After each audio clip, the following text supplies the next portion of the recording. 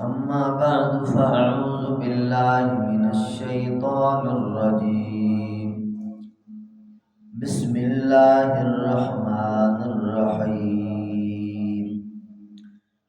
وإذ قال إبراهيم رب اجعل هذا البلد آمنا واجنبني أن نعبد الأصنام. رب إنهن أضللن كثيرا من الناس فمن تبعني فإنه مني ومن عصاني فإنك غفور رحيم. ربنا إني أسكنت من ذريتي بواد غير ذي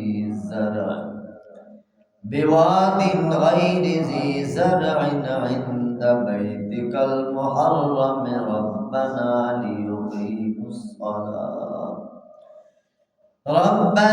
ليقيموا الصلاة فاجعل أفئدة من الناس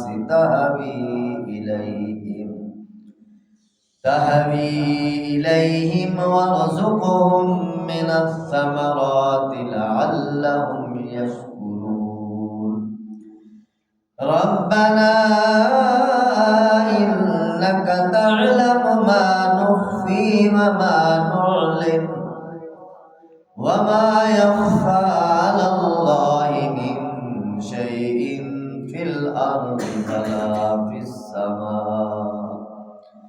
الحمد لله الذي وهب لي على الكبر إسماعيل وإسحاق إن ربي لسميع الدعاء.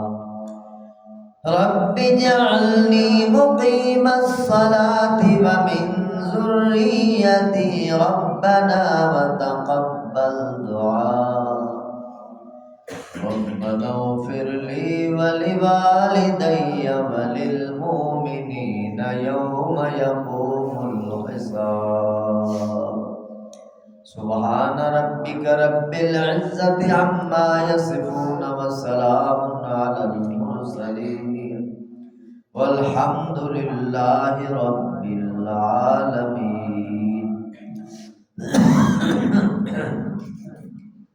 وَإِذْ قَالَ إِبْرَاهِيمُ، وہ وقت بھی یاد کرنے کے قابل ہے جب ابراہیم علیہ السلام نے عرض کی رب اجعل ھذا البلد آمنا، اے میرے مالک اس شہر مکہ کو امن امان والا شہر بنا دے. وَاجْنُبْنِي وَبَنِيَّ أَن نَّعْبُدَ الْأَصْنَامَ، مجھے بھی اور میرے بچوں کو بھی ہمیشہ بت پرستی سے بچائے رکھنا.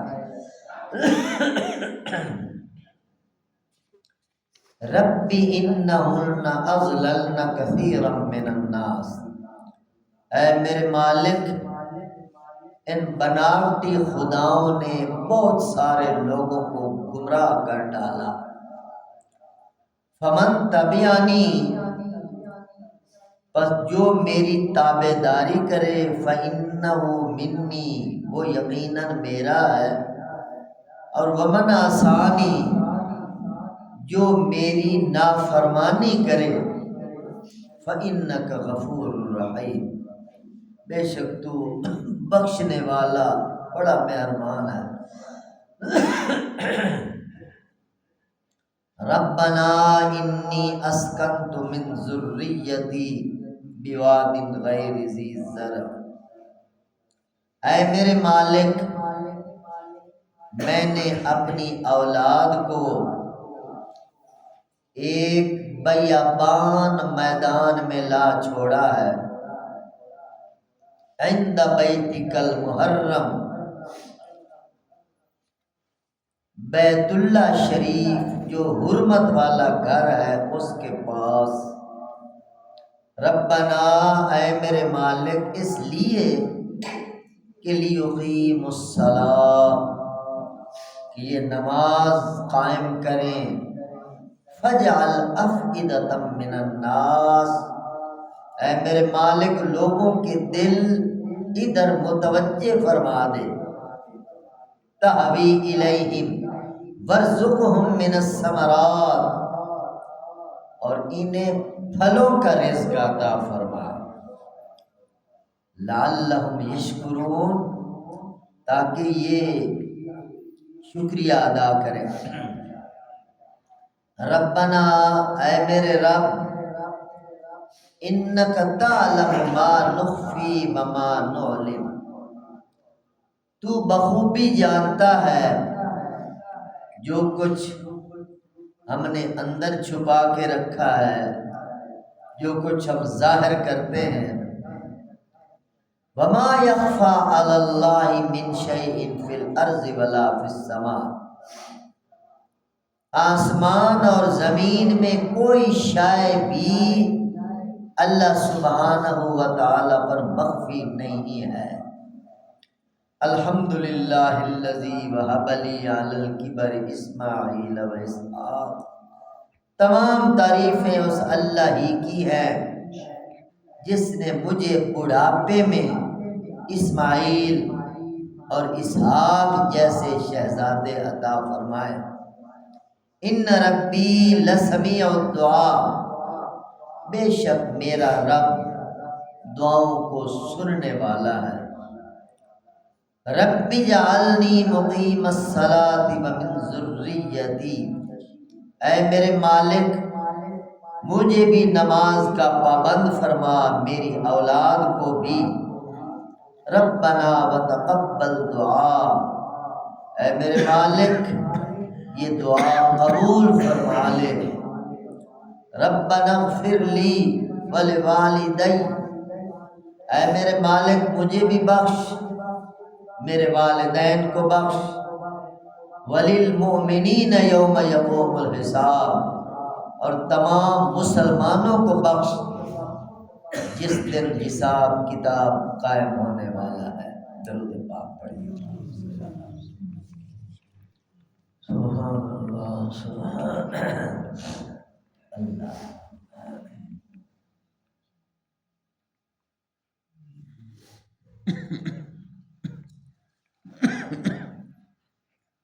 واجب التعظیم دوستوں، بزرگوں، بھائیوں، کل کے درس میں اللہ تعالیٰ کی عام نوازشات کا ذکر تھا۔ خلق السماوات والارض وانزل من السماء ماء، آسمان بنائے، زمینیں بنائی، پانی اتارا، پھل دیے، کشتیاں چلائیں، سمندروں میں بحری جہاز چلائے، نہریں چلائیں، ندیاں چلائیں، سورج چاند کو تمہاری خدمت میں لگایا، رات دن کا نظام، تمہارا منہ مانگا سب کچھ تمہیں دیا۔ یہ ساری باتیں کل کے درس میں آئی تھی، اور آج کے درس میں کچھ خاص نعمتوں کا ذکر کیا جائے۔ وہ خاص نعمتیں جو ابراہیم علیہ السلام نے بڑی دعاؤں کے ساتھ، بڑی التجاؤں کے ساتھ، بڑی تمناؤں کے ساتھ اللہ کے دربار میں منتیں اور زاریاں کر کر کے اللہ سے لی تھی، اور اللہ نے عطا فرمایا۔ وَإِذْ قَالَ إِبْرَاهِيمُ رَبِّ اجْعَلْ هَٰذَا الْبَلَدَ آمِنًا، وہ وقت یاد کرنے کے قابل ہے کہ جب ابراہیم علیہ السلام نے یہ عرض کی تھی، دعا مانگی تھی کعبہ شریف کے پاس آ کر، حرم پاک میں آ کر، اجعل ھذا البلد آمنا، یا اللہ اس شہر کو امن والا شہر بنا۔ اس وقت تو شہر تھا ہی نہیں، اس وقت تو پہاڑ ہی پہاڑ تھے، غیر آباد سنگلاخ، سنگستان یعنی پہاڑوں کا علاقہ، نر فلک بوس پہاڑ. اور آج بھی آپ دیکھیں جو حج عمرہ ماشاءاللہ کر آئے ہیں، خانہ کعبہ تو بالکل نشیب میں نیچے چھپا ہوا ہے، ارد گرد بڑے بڑے بلند پہاڑ کھڑے ہیں. تو جب بھی بارشیں آتی تھیں وہ سارا اندر خانہ کعبہ والی جگہ پر پانی بھر آتا تھا. تو ایک وادی غیر ذی زرع کے اندر، جہاں کھیتی نہیں ہو سکتی، یہاں کوئی سبزہ نہیں ہو سکتا، کوئی درخت نہیں ہے، تو اس میدان میں کھڑے ہو کر ابراہیم علیہ السلام یہ دعائیں کر رہے ہیں، یا اللہ اس شہر کو امن والا شہر بنا. اور اللہ پاک نے ساری دعائیں منوان قبول فرمائی. امن والا شہر اللہ نے کیسے بنایا؟ وہاں انسان کا بھی احترام ہے اور حیوان کا بھی احترام. انسان کو بھی کوئی نہیں مار سکتا، بے شک کوئی قاتل بھی حرم پاک میں آ جائے تو اس قاتل سے بھی بدلہ لینا حرم پاک میں حرام ہے. اللہ نے امن والا شہر بنایا ہے نا. دعا قبول کی تھی حضرت خلیل اللہ کی، جنہوں نے اپنا تن من دن سب کچھ اس نام پہ قربان کیا تھا. پھر جب انہوں نے ہاتھ اٹھایا تھا تو اللہ نے منوان ان کی دعائیں کو قبول فرمایا تھا. قربانیاں تھی بہت. تو کسی حیوان کو بھی مارنے کی اجازت نہیں، کسی انسان کو بھی مارنے کی اجازت نہیں، حتیٰ کہ حرم پاک کی گھاس کاٹنے کی بھی اجازت نہیں. امن والا شہر. وہاں یہ بھی دیکھا گیا کہ حرم پاک کے اندر اگر کوئی درندہ کسی چھوٹے جانور کے شکار کے لیے پیچھے دوڑ رہا ہے، جب وہ جانور حرم پاک میں داخل ہوتا ہے تو درندے رک جاتے ہیں، درندے شکار نہیں کرتے. حرم آ گیا، امن والی جگہ آ گئی ہے، امن کا مرکز آ گیا. ایسا اللہ پاک نے ماحول اور نظام بنایا. یہ ابراہیم علیہ السلام کی منوان دعا قبول ہوئی. وجنبنی وبنی ان نعبد الاصنام، یا اللہ مجھے بھی اور میری اولاد کو بھی بت پرستی سے بچائے رکھنا. انبیاء تو ویسے ہی معصوم ہوتے ہیں، یہ کیا دعا مانگ رہے ہیں ابراہیم علیہ السلام کے بت پرستی سے بچائے رکھنا. علماء مفسرین یہاں فرماتے ہیں کہ یہ نیرا عاجزی کا اظہار ہے. یعنی کہنا یہ چاہتے کہ یا اللہ پہلے تو نے سرپرستی فرمائی، معصوم بنایا، محفوظ بنایا، گناہوں سے بچایا، بت پرستی سے پیدائشی طور پر دور رکھا. یا اللہ تیرا فضل تھا، مزید تیرے در کے محتاج ہیں، آئندہ بھی اپنا فضل ہمارے اوپر متوجہ فرماتے رہنا. اصل یہ بات کہنا چاہتے ہیں. کیسا انداز ہے شکریہ کا، کیسا انداز ہے لجاجت کا، عبادت کا، عبودیت کا اور بندگی کا کیسا اظہار ہے. یعنی اپنی طرف نسبت نہیں کہ میں بچا ہوں جی بت پرستی سے، میں بڑا موحد ہوں، میں نے توحید کے جھنڈے گاڑ دیے. اللہ کی طرف نسبت کرتے، یا اللہ پہلے تو نے بچایا اور تو نے توحید کے پرچم کو میرے ہاتھ میں تمایا، آئندہ بھی یا اللہ تو ہی ہے. یہ فضل جس نے پہلے فرمایا تھا، اس فضل و کرم کو سلامت رکھنا. تیری فضل کی سلامتی کے ساتھ ہم چلتے رہیں گے. اگر تیرا ہاتھ پیچھے چلا گیا تو ہم کسی کھاتے کے نہیں. اللہ اکبر. ربی انہن اضللن کثیرا من الناس. ان بتوں نے، بناوٹی خداؤں نے بہت سارے لوگوں کو گمراہ کر دیا. یہ آج سے 4000 سال پہلے ابراہیم علیہ السلام بات کر رہے ہیں. اس دور سے لے کر آج تک جس زمانے کو آپ دیکھیں گے، جس صدی کو اٹھا کر دیکھیں گے، جس ہزاریے کو اٹھا کے دیکھیں گے، جس سال کو اٹھا کے دیکھیں گے، آپ کو دنیا کے اندر بت پرستی واضح نظر آئے گی. اور ان بناوٹی خداؤں نے ہی لوگوں کو گمراہ کر رکھا. آج بھی دیکھو میرے محترم دوستو، جس روشن دور سے ہم گزر رہے ہیں، دنیا چاند پہ پہنچ گئی، چاند سے بھی آگے سفر جاری ہے، کتنی روشنی ہے پوری دنیا کے اندر، مگر پھر بھی عقیدے کے اندھے دل میں کالک پڑی ہوئی ہے۔ آج میرے محترم دوستو دیکھو، درباروں پر، مزاروں پر، قبروں پر لوگ سجدے بھی کر رہے ہیں، لوگ طواف بھی کر رہے ہیں، لوگ ان کے سامنے نظر و نیاز پیش کر رہے ہیں، ان قبر والوں کے سامنے اپنے مسائل پیش کر رہے ہیں، حضرت جی ہمارا یہ مسئلہ حل فرما دے، ہماری اولاد نہیں، ہمیں اولاد دے دے، ہماری یعنی یہ آج علل اعلان ہو رہا۔ ہمارے جنگ کے علاقے میں ہمارے گھر کے تقریباً 3-4 میل دور سخی سلطان بہو رحمۃ اللہ علیہ، وہ تو بہت بڑے اللہ کے ولی تھے، عارف باللہ تھے، ساری زندگی توحید کا سبق دیتے رہے، مگر ان کے خاتموں نے توحید کا سبق ہی بلا دیا۔ علل اعلان یعنی کوئی چھپی ہوئی بات ہی نہیں، کعبے کی طرف پشت ہے اور قبر کی طرف منہ ہے، اور سیدھا سجدہ قبر کو ہو رہا ہے، ساری دنیا دیکھ، یعنی شرک علل اعلان ہو رہا۔ اور ادھر ایک بیری کا درخت ہے، وہاں عورتیں بیٹھی ہیں کپڑے بچھا کے، علل اعلان، کوئی چھپی ہوئی بات نہیں، کپڑے بچھا کے بیٹھی ہیں۔ عقیدہ کیا ہے کہ اگر بیری کا پتا گرے گا تو بیٹی پیدا ہوگی، اگر بیر گرے گا تو بیٹا پیدا ہوگا۔ اور شرک کسے کہتے ہیں؟ اور میرے محترم دوستو، ان قبروں کا طواف بھی چل رہا۔ طواف تو ایک ہی گھر کا ہے نا، بیت اللہ کا طواف ہے، حرم کا طواف ہے، خانہ کعبہ کا طواف ہے، اس کے علاوہ دنیا کی کتنی مقدس ترین ہستی کیوں نہ ہو، حتیٰ کہ روضہ رسول کا طواف بھی جائز نہیں ہے، عبادت صرف اس کے لیے۔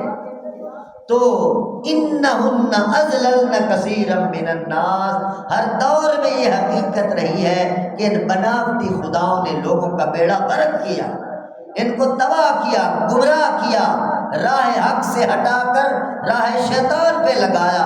اس لیے ابراہیم علیہ السلام نے اس وقت بھی دعا کی تھی، یا اللہ اس بت پرستی سے میری اولاد کی بھی جان چھڑانا، فمن تبعنی فإنہ منی، یا اللہ جو میرے توحید والے راستے پر چلے گے تو فإنہ منی، وہ میرے ہیں، توحید والے میرے ہیں، وحدت کو جھکنے والے وہ میرے ہیں، باقی مشرک ان سے میرا تعلق نہیں۔ ومن عصانی، جو میرے نافرمان ہیں، مشرک ہیں، بت پرست ہیں، کافر ہیں، تو ان کے بارے میں ابراہیم علیہ السلام پھر انداز بدل جاتے، یوں نہیں کہتے یا اللہ جو میرے نافرمان ہیں ان کو تباہ کر دے، ان کو عذاب دے، بلکہ انداز بدل جاتا ہے ابراہیم علیہ السلام کا، چونکہ اللہ کا نبی بڑا شفیق ہوتا ہے، بڑا مہربان ہوتا ہے، یوں نہیں کہتے یا اللہ سزا دے جو بڑے نافرمان ہیں، بلکہ عرض کرتے ہیں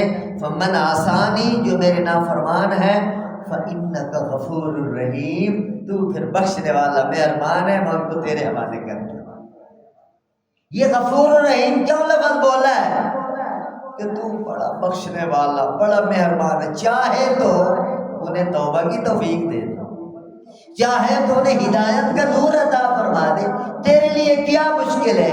یعنی دعا کی طرف متوجہ ہو گئے حضرت ابراہیم علیہ السلام کہ نافرمانوں کو سزا دینے کی بجائے یا اللہ رحمت کی جائے، ہدایت دی جائے، توبہ کی توفیق دی جائے، ان پر نظر کرم فرمائی۔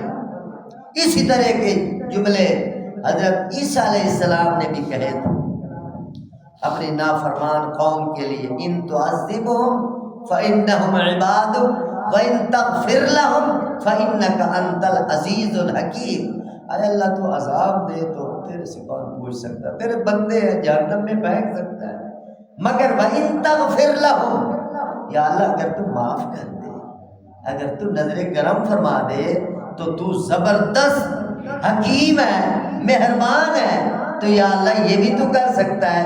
یعنی التجا۔ اور سید عالم رحمت عالم حضرت محمد مصطفیٰ صلی اللہ علیہ وسلم نے جب حج فرمایا تھا، ایک ہی حج کیا تھا حضور علیہ السلام نے، تو عرفات کے میدان میں اللہ کے دربار میں دھرنا مار کر حضور بیٹھ گئے، اللہ نے فرمایا تھا کہ میں سب کو معاف کر دوں گا، ظالموں کو معاف نہیں کروں گا، اور حضور علیہ السلام نے ہاتھ جوڑ دیے، یا اللہ میری امت کے ظالموں کو بھی معاف کر دے۔ یہ رحمت ہے، معاف کر دے۔ 5 گھنٹے کی دعا رحمت عالم کی مشہور ہے، وہ میرے لیے، آپ کے لیے، ہمارے بڑوں کے لیے، امت کے لیے، چھوٹوں کے لیے، بڑوں کے لیے، بڑے سے بڑے مشرکوں کے لیے، بڑے سے بڑے کافروں کے لیے رحمت مانگتے گئے ہیں۔ یا اللہ تو رحم فرما، تو کرم فرما، تو بخشش فرما۔ یہ نبی کی شان ہوتی ہے، ہر نبی کی شان ہوتی ہے، مگر ہمارے حضور تو پھر رحمت للعالمین ہے۔ وہ تو جنوں کے لیے رحمت، انسانوں کے لیے رحمت، حیوانوں کے لیے رحمت، پہاڑوں کے لیے رحمت، نباتات کے لیے رحمت، فرشتوں کے لیے رحمت، ساری کائنات کے لیے رحمت للعالمین ہے۔ ان کی شفقت کے تو کہنے ہی کیا ہے۔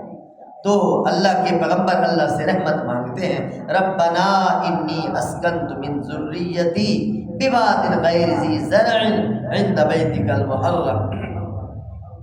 ابراہیم علیہ السلام کی دعائیں چل رہی ہیں، اے میرے مالک میں نے اپنی اولاد کو ایک بیابان میدان میں، ایک جنگل میں، سنگلاخ چٹانوں کے درمیان میں نے ان کو تیرے حکم پر بسایا ہے۔ یہ واقعہ اشارہ کر رہا ہے، وہ حضرت اسماعیل علیہ السلام معصوم بچے تھے، اور ان کی امی حضرت ہاجرہ کو لے کر حضرت ابراہیم علیہ السلام چھوڑنے آئے تھے خانہ کعبہ کے پاس۔ آپ کئی بار علماء سے سن چکے ہیں، یہ اس واقعے کی طرف اشارہ ہو رہا۔ تو جب چھوڑا جانے لگے تو حضرت ہاجرہ نے پوچھا کہ ابراہیم کس کے سہارے میں چھوڑے جا رہے ہیں؟ ابراہیم علیہ السلام نے بات ہی نہیں کی تھی۔ تو پھر دوبارہ حضرت ہاجرہ نے کہا اللہ کے بھروسے پر چھوڑے جا رہے ہیں۔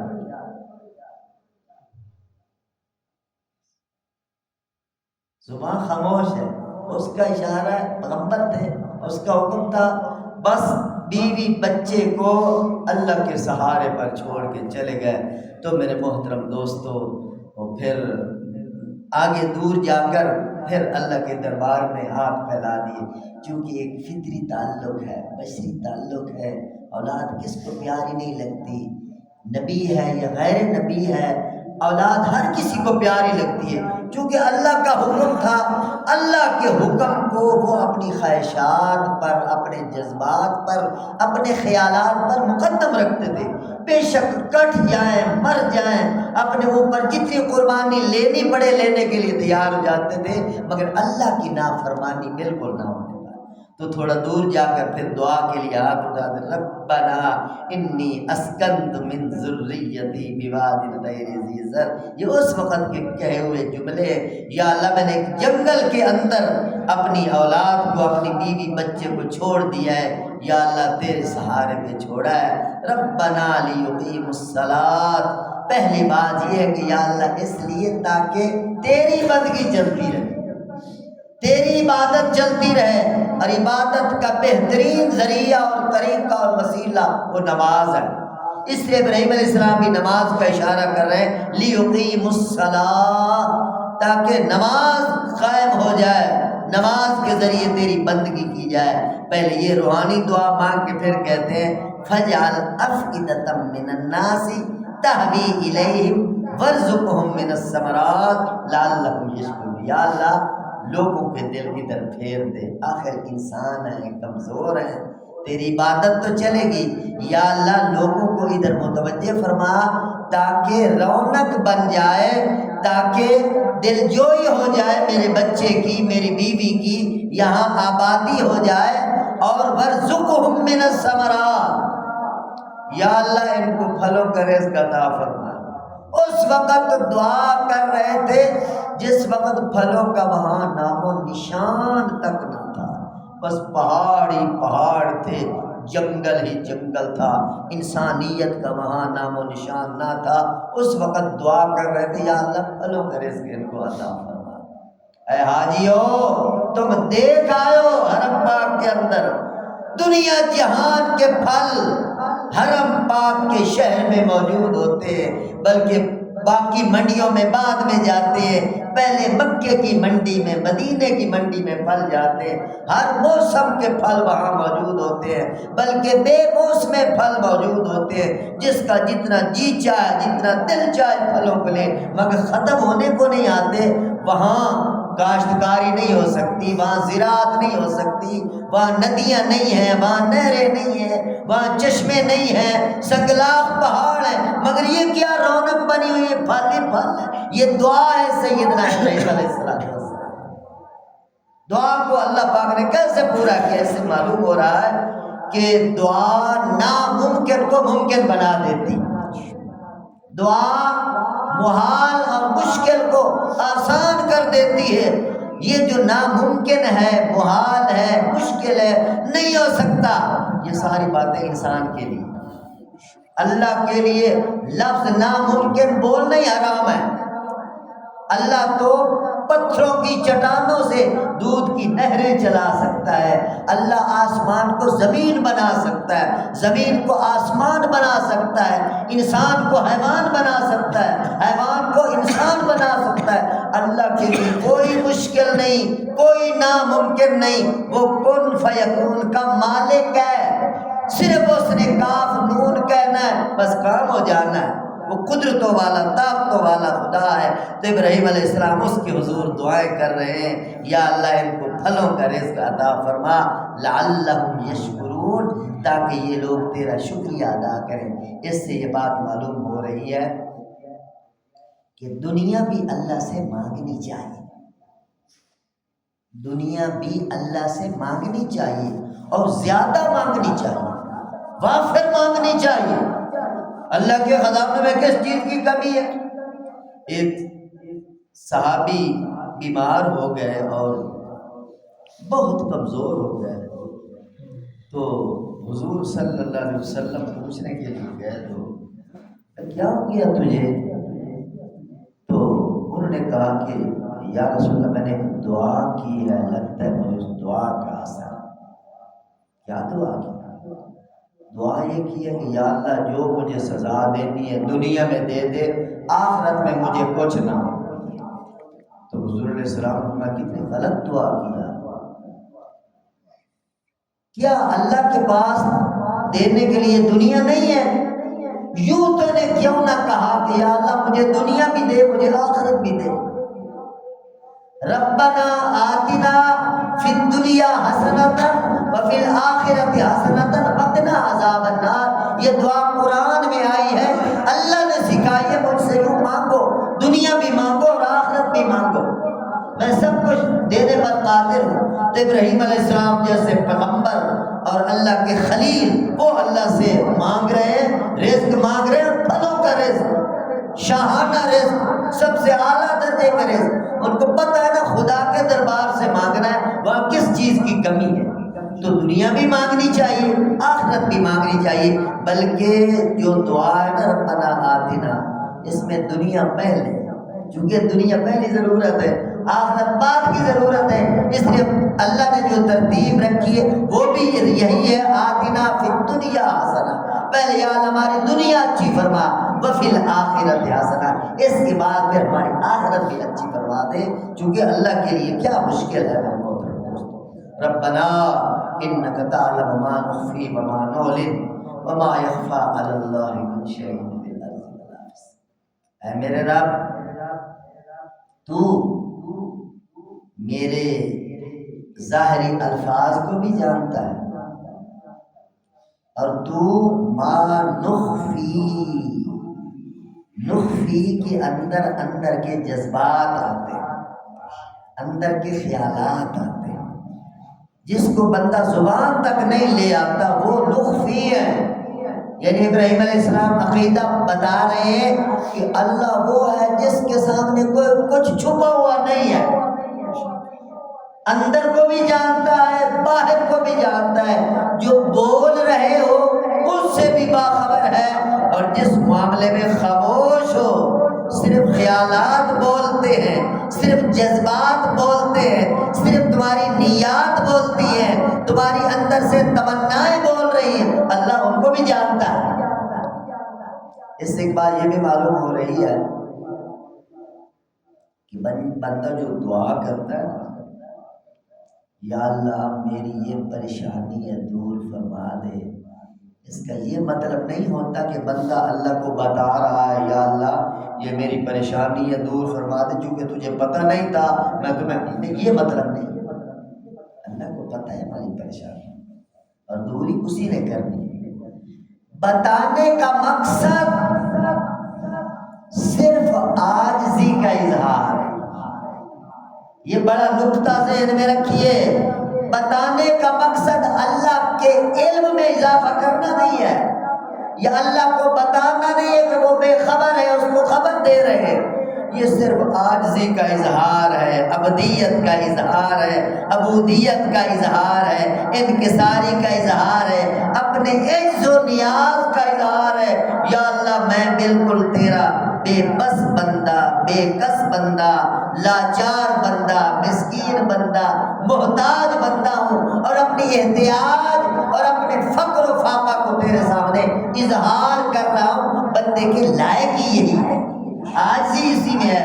کچھ آقا خان ہوتے ہیں دعا نہیں مانگتے، دعا نہ مانگنا یہ اچھی بات نہیں ہے، یہ عبدیت کے خلاف ہے۔ عبد بندہ محتاج، اس کی شان یہ ہے وہ مانگے، وہ سوال کرے، وہ محتاج بنے، وہ فقیر بنے اللہ کے دربار میں۔ دیکھو حضور علیہ السلام کو اللہ نے کتنی شان دی ہے، آپ کتابیں اٹھا کے سب سے زیادہ دعائیں حضور نے مانگی، ہر موڑ کی دعا، ہر موقع کی دعا، کھانے کی دعا، پینے کی دعا، واش روم میں جانے کی دعا، آنے کی دعا، مسجد میں جانے کی دعا، مسجد سے باہر نکلنے کی دعا، بازار میں جانے کی دعا، شادی کی دعا، خوشی کی دعا، غمی کی، یعنی ہر موڑ کے لیے دعائیں۔ مطلب یہ ہے کہ بندہ عاجزی کا اظہار کرے، اور اللہ کو یہ پسند ہے، اور بندہ کہ جی وہ سب کچھ جانتا ہے جی دے گا، نہیں مانگتا میں، یہ رویہ اچھا ہے؟ بالکل اچھا نہیں ہے۔ یہ اللہ کے پیغمبر کا جو درس میں آپ سن رہے ہیں، یہ اللہ کے خلیل جو اعلیٰ درجے کے توحیدی تھے، وہ بار بار ربنا ربنا کیوں کہہ رہے ہیں؟ یہ دعا نہیں تو اور کیا ہے؟ مانگ رہے اللہ سے، تو مانگنے کا یہ مطلب نہیں کہ وہ اللہ کو بتا رہے یا اللہ میرا یہ بھی مسئلہ ہے یہ بھی مسئلہ، وہ جانتے تھے اللہ کو علم ہے سب چیز کا، مگر عبدیت کا اظہار ہے، عاجزی کا اظہار ہے، انکساری کا اظہار ہے، اپنے آپ کی لاچاری کا اور فقر و فاقہ کا اظہار ہے۔ یا اللہ میں کچھ نہیں، میرا کچھ نہیں، تو سب کچھ ہے، تیرا سب کچھ ہے۔ یہی میرے دوست بندے کی شان ہے، اور اس میں اللہ کی تعریف ہو جاتی ہے، اللہ پاک بہت خوش ہو جاتے ہیں۔ تو ربنا انک تعلم، کیا خوبصورت دعائیں ہیں ابراہیم علیہ السلام نے جو مانگی۔ یا اللہ میرے اندر سے بھی باخبر ہے، میرے باہر سے بھی باخبر ہے۔ وما یخفی علی اللہ من شیء فی الارض ولا فی السماء، شیء کوئی ذرہ چھوٹا سا تنکا بھی کوئی آسمانوں میں ہے یا زمین میں، یا اللہ تجھ سے چھپا ہوا نہیں، تجھ سے مخفی کوئی چیز نہیں، تیرے سامنے ہر چیز عیاں ہے۔ یہ جو ماضی ہے، یہ جو مستقبل ہے، یہ انسانوں کے لیے، رحمان کے لیے کوئی ماضی کوئی مستقبل نہیں ہے، اس کے سامنے حال ہی حال ہے، ہر چیز عیاں ہے، ظاہر ہے۔ وہ سات سمندروں کے نیچے بھی اتنا جانتا ہے جتنا سات سمندروں کے اوپر تیرتا ہوا دکھائی دے رہا ہے۔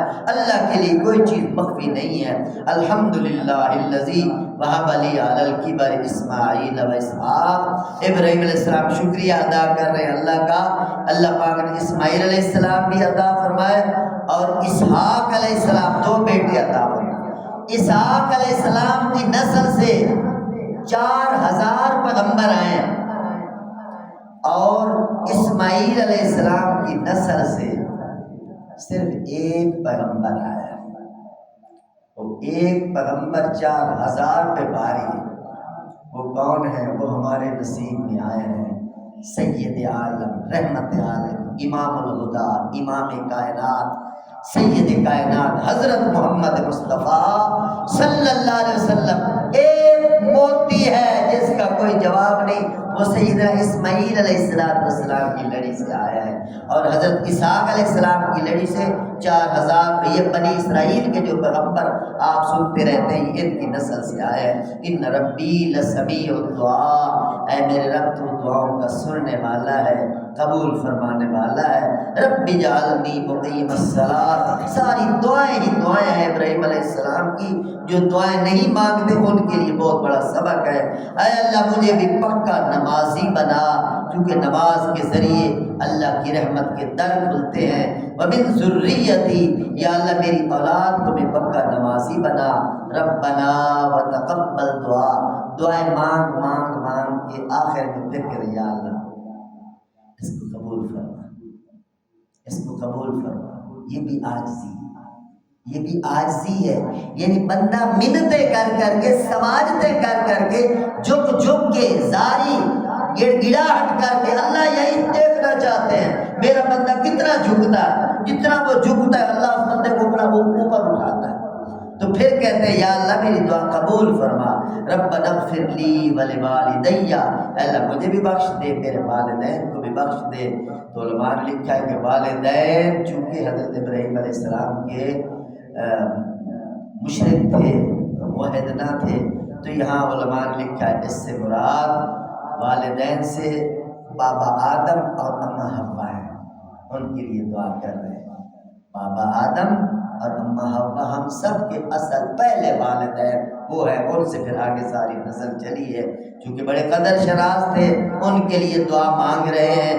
تو یہ کو والدین اگر بخشائے بھی ہوں تو اولاد کو حکم ہے ان کے لیے دعا مانگے۔ اس کا فائدہ کیا ہوگا؟ ایک تو وہ والدین جس مقام پہ ہیں اللہ اس سے ان کو اونچا مقام عطا فرمائے، کیونکہ اللہ کے مقامات لامحدود ہیں، کوئی حد نہیں۔ تو جس مقام پہ کوئی پہنچتا اس سے آگے بھی مقام ہے، اس کے آگے بھی مقام ہے۔ اس لیے حضور علیہ السلام فرما گئے ہیں کہ میرے لیے ہر اذان کے بعد دعا کیا کرو، دعائے وسیلہ، اللہ رب هذه الدعوت، تاکہ تمہاری اس دعا کی وجہ سے اللہ مجھے مقام محمود تک پہنچا دے۔ مقام محمود سب سے بلند ترین مقام ہے، یہ اس مقام تک پہنچنے کے لیے کتنی دعاؤں اور کتنی التجاؤں اور کتنا اللہ کے دربار میں مانگنے کی ضرورت ہے۔ تو مقامات چونکہ بہت بلند ہے، اس لیے والدین کے لیے دعا مانگتا ہے تو ان کے درجے بھی اللہ بڑھاتے ہیں، اور جو اولاد مانگ رہی ہے اللہ اس اولاد کے درجے بھی بڑھاتے ہیں۔ یہ طریقہ اللہ پاک کو پسند ہے۔ وللمؤمنین، اور یا اللہ تمام مسلمانوں کو بھی بخشش فرما دے یوم یقوم الحساب، جس دن حساب کتاب ہونے والا ہے۔ اللہ مجھے بخشے، آپ کو بخشے، آپ کے بزرگوں کو بخشے، اور اللہ پاک پوری امت کو راہ مستقیم پر چلا کر پوری امت کو بخشش کے تمغے نصیب فرمائے۔ وآخر دعوانا ان الحمدللہ رب العالمین۔ الحمد للہ رب العالمین والعاقبۃ للمتقین والصلاۃ والسلام علی سید الانبیاء والمرسلین۔ اللهم اغفر لنا وللمؤمنین والمؤمنات والمسلمین والمسلمات الاحیاء منهم والاموات من الجنۃ والناس اجمعین انک سمیع قریب مجیب الدعوات رب ارحمهما كما ربياني صغيرا۔ صلی اللہ تعالی علی حبیبہ وخیر خلقہ سیدنا محمد وآلہ وصحابہ اجمعین۔